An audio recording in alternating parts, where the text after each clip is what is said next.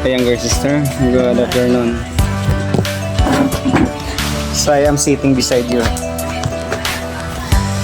Hello mga kaludi, good afternoon. So nandito naman ako sa tabi ni younger sister kasi manliligaw ako. Araw-araw kasi ako naliligaw sa kanya. Every time na magpatimpla ako ng kape, so naliligaw ako sa kanya. And then yung kakain na kami, naliligaw pa rin ako sa kanya. That's why yung pagpamahal niya is hindi na off.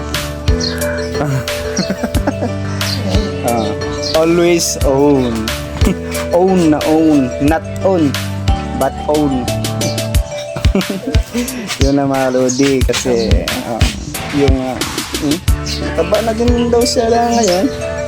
Hindi nataba masarap magluto yung ano namin, yung nagluluto sa amin si Madam Peta.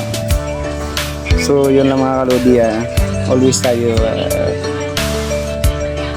maniligaw sa ating kapartner kasi every time maniligaw tayo is nare-refresh natin yung feelings ng partner natin. Yung younger sister ko always nare-refresh yan